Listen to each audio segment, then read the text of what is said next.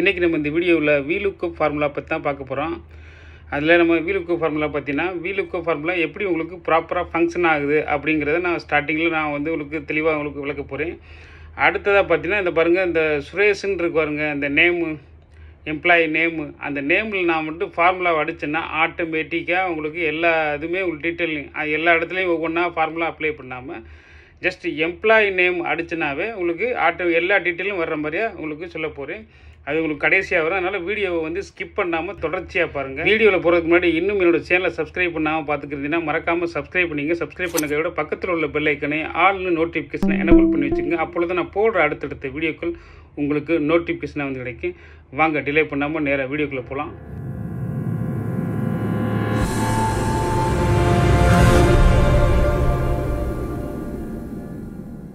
இந்த நேம்னு அடிச்சிருக்கேன் பாருங்கள், இந்த இடத்துல தான் நான் VLOOKUP ஃபார்முலாவை செட் பண்ண போகிறேன்.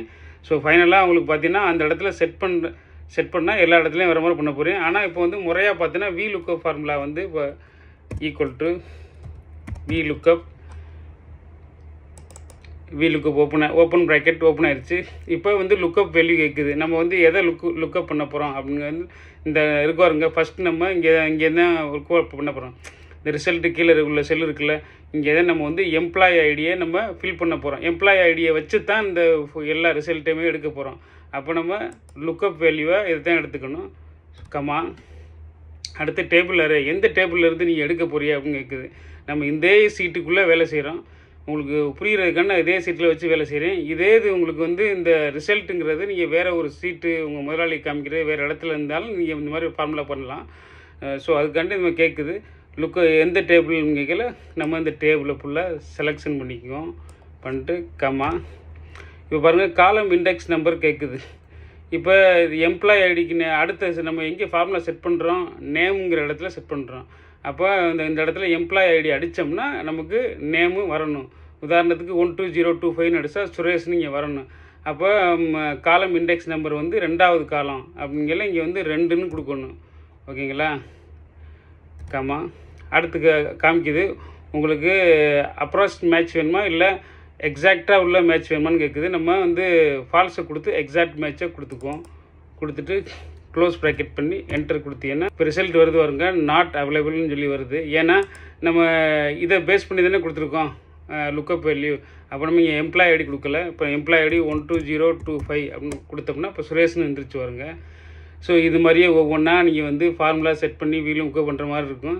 இழுத்தும் பண்ணலாம். அதை பாருங்கள், நம்ம இழுக்கிறோம் பாருங்கள், எல்லாத்துக்குமே இழுக்கையில். ஆனால் ரிசல்ட் உங்களுக்கு சரியாக வராது. இதை இழுத்த உடனே பார்த்தீங்கன்னா ரிசல்ட்டு உங்களுக்கு சரியாக வந்திருக்கு. இப்போ ஆனால் இதில் பார்த்தீங்கன்னா டேபிள் மூவ் ஆகுது பாருங்கள். ஏன்னா நம்ம இந்த செல் இந்த டேபிள் அந்த லுக்கப் வேல்யூ இதெல்லாம் நம்ம லாக் பண்ணலை, அதனால் மூவ் ஆகுது. ஸோ காலம் இண்டெக்ஸ் நம்பர் டேபிள் மூவ் 2ன்னு எடுத்து அது ரிசல்ட் வருது. ஆனால் இது தப்பு. நீங்கள் ஒரு ஃபார்முலா க்ரியேட் பண்ணல. என்ன ஒன்று கேட்டினா இந்த இடத்துல பார்த்தீங்கன்னா உங்களோட இந்த லுக்கப் வேல்யூ இதெல்லாம் உங்கள் கீபோர்ட்லேருந்து F4 அமைக்கி லாக் பண்ணிக்கிறணும். இந்த மாதிரியா F4 அமைக்கி லாக் பண்ணிட்டீங்கன்னா அதுக்கப்புறம் மூவ் ஆகாது. இப்போ இழுங்க, அந்த ஃபார்முலா நம்ம எங்கே எடுத்தோமோ இழுத்தோம்னா இப்போ பாருங்கள் ரிசல்ட் என்ன ஆகுதுன்னா இப்போ டேபிள் மூவ் ஆகலை, இதுவும் மூவ் ஆகலை. ஆனால் ரிசல்ட்டு சுரேஷ்னு வருது பாருங்க. இது காரணம் என்னன்னு கேட்டிங்கன்னா இப்போ காலம் இண்டெக்ஸ் நம்பர் பார்த்தீங்கன்னா 2ன்னு இருக்குது. எல்லாத்துலேயும் 2ன்னு இருக்குது. அப்போ உங்களுக்கு இந்த இடத்துல இமெயில் ஐடி வேணும்னா இமெயில் ஐடிக்குள்ளே காலம் இண்டெக்ஸ் நம்பர் கொடுக்கணும். 1 2 3 4 5 நம்பர்னு கொடுக்கணும். இப்போ இந்த இடத்துல போய் நம்ம 5ன்னு டைப் பண்ணணும். இப்படி டைப் பண்ணால் தான் கரெக்டாக உங்களுக்கு வரும். இப்போ இந்த இடத்துல நீங்கள் மாற்றி பாருங்களேன், கடைசியாக உள்ள 12029 எம்ப்ளாயி ஐடி கொடுத்தோன்னா கரெக்டாக பார்த்தீங்கன்னா இந்த இமெயில் ஐடி பாருங்கள் குமாருங்கிறது வருது. மற்ற டேட்டாலாம் அவங்களுக்கு தவறாகத்தான் வருது. ஏன்னா இங்கேயும் நம்ம காலம் இண்டெக்ஸ் நம்பரை இந்த இடத்துல 4ன்னு மாற்றணும், இந்த இடத்துல 3ன்னு மாற்றணும், இந்த இடத்துல 2ன்னு மாற்றணும், இப்படி மாற்றுற மாதிரி இருக்கும். ஸோ இந்த இடத்துல 4, இந்த இடத்துல 3, இப்படி நீங்கள் ஒவ்வொன்றா மாற்றுற மாதிரி இருக்கும். ஆனால் இந்த மாதிரி மாற்றணும்னு அவசியம் இல்லை. ரொம்ப ஈஸியாக நீங்கள் ஃபார்முலா க்ரியேட் பண்ணலாம். இப்போ நான் இதை ஃபுல்லாக எரேஸ் பண்ணிடுறேன் பாருங்கள். Equal to VLOOKUP so lookup value நம்ம எம்ப்ளாய் ஐடி உள்ள செல்லை செலக்ட் பண்ணிக்கிறோம். இந்த செல்லையும் கூட அதில் நான் லாக்கும் பண்ணல, பார்த்துக்குங்க. அடுத்ததாக பார்த்தீங்கன்னா டேபிளரு, திரும்பவும் நான் இந்த டேபிளரையே செலெக்ஷன் பண்ணிக்கிறேன், கமா. இப்போ காலம் இண்டெக்ஸ் நம்பர் கேட்குது. இந்த இடத்துல தான் நம்ம வந்து என்ன டேட்டா வேணுமோ அதை அடிப்போம்ல, அதை பதிலாக நம்ம இங்கே கர்லி ப்ராக்கெட்னு இருக்கும் கீபோர்டில் பாருங்கள், இந்த மாதிரி கர்லி ப்ராக்கெட் இருக்கும் பண்ணிக்கிட்டு அடுத்ததாக இப்போ நமக்கு என்ன வேணும், நேமு, டிபார்ட்மெண்ட்டு, மொபைல் நம்பர் இதெல்லாம் வேணும்ல. அப்போ 2ஆம் நம்பர், 3ஆம் நம்பர், 4ஆம் நம்பர், 5ஆம் நம்பர், 6ஆம் நம்பர் இதெல்லாம் வேணும்ல. அப்போ 2, 3, 4, 5, 6, 7 இப்படி அடிச்சுட்டு திரும்பவும் கர்லி ப்ராக்கெட்டை கொடுத்துக்குங்க, திரும்ப கமா. இப்போ அப்ராக்சிமேட் மேட்சா இல்லை எக்ஸாக்டாக உள்ள மேட்சான்னு இருக்குது.